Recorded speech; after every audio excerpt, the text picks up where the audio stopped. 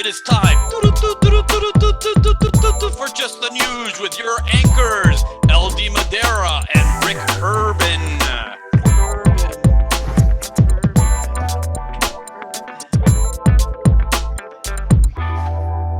Hi, everyone. I am Rick Urban. And I'm LD Madeira, and this is Just the News. Prime Minister Boris Johnson announced this morning that due to the second wave of COVID-19, it's causing him to declare another shutdown of non-essential businesses in Great Britain. Essential businesses, such as soccer matches and pubs, may remain open. An example of a non-essential business is, as always, dentists. British people have bad teeth is the joke there, I imagine. Speaking of Florida, a Florida man was arrested for breaking into several homes and eating their food.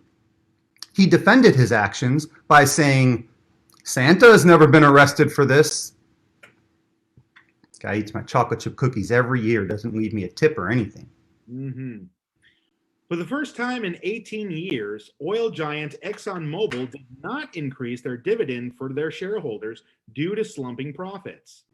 To make up for it, with every purchase of 1,000 shares of ExxonMobil stock, they will give you a free car wash.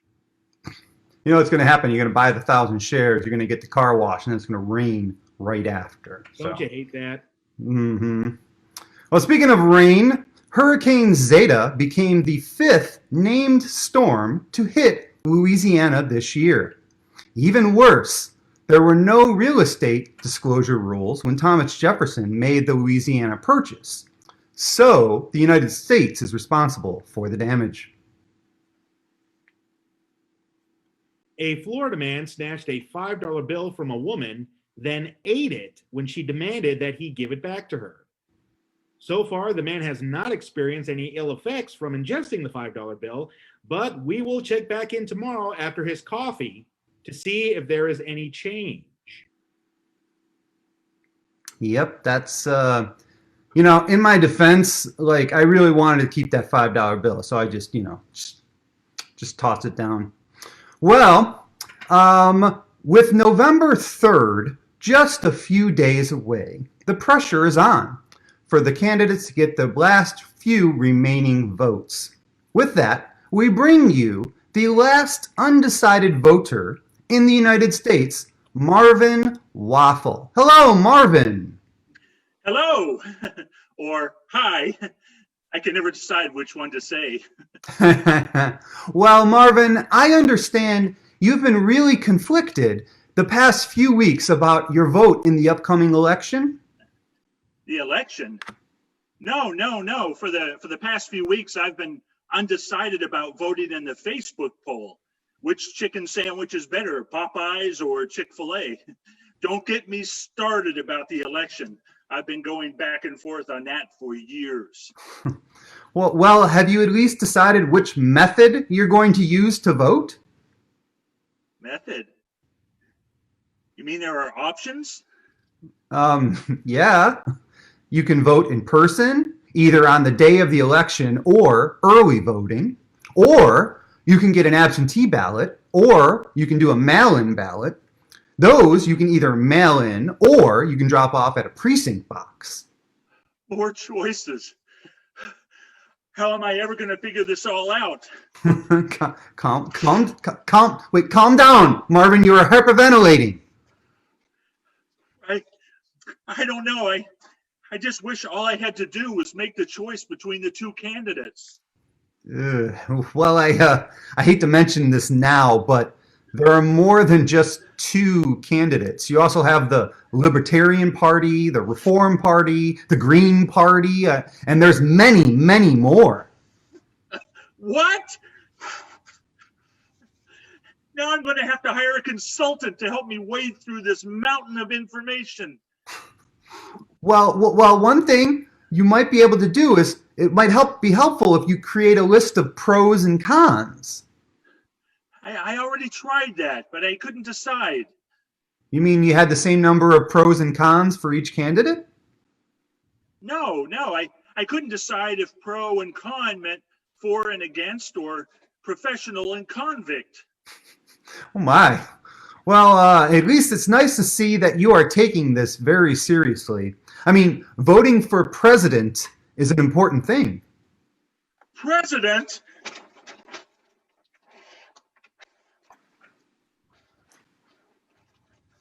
No, I've been agonizing over the Miami-Dade Water Conservation District number 5 board member race. I have to choose a president too? Well, it sounds like you need some time to figure it out. So how about we stop here? Okay. Back to you. Geez, I don't even know which anchor to throw it back to. I'm so undecided. Oh God, just calm down. Take your bag. You'll be okay. I'll just take it over, Marvin. That's the last undecided voter in the United States, everybody. And man, it sounds like he has some deciding to do, LD. What do you think? Well, worst of all, what a bad use of an Olive Garden bag. Oh, wow. I didn't realize Olive Garden was doing takeout. Man, I don't know what I'm doing for the rest of the night, I'll tell you what. Well, anyway, let's get back to the news, shall we? Let's shall. A Florida man was arrested on domestic abuse charges after throwing a pumpkin and its insides at his girlfriend. He later explained that he was just suggesting a Halloween costume for her. Pumpkin Spice Girl. That was my favorite Spice Girl back in the day. Well, speaking of spices, Dunkin' brand announced on Friday night that it is being acquired an $11.3 billion deal by a privately held restaurant operator. Dunkin' Brands, of course, owns Dunkin' Donuts and the Baskin-Robbins chains. It also owns my self-respect after the last time I mowed through a dozen donuts all by myself. And that was the only picture we could find of me after I ate a dozen donuts. I looked different back then. You tan very well. A Florida woman was being rushed to the hospital to deliver her baby when she insisted that her husband stop at an elections office to vote.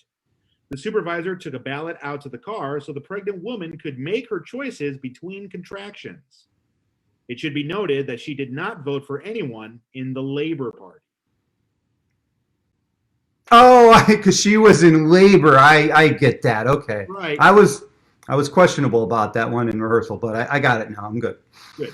A Florida woman stole a ring from a store, then later returned to try and sell it back to them. The woman apparently didn't recognize the store when she went into it to sell the jewelry, but when she heard the name of the store, she did say it had a familiar ring. A familiar ring. Familiar ring. And finally, a woman was arrested for defrauding Amazon. She repeatedly submitted reimbursement requests for shipping charges on a returned package. Under 31 different accounts, she used the same $3.99 receipt 42,000 times to fabricate that the same item was being returned again and again. Ironically, the original item that was reportedly being returned was a boomerang. For Rick and myself, this has been Just the News, and remember, be well, or at least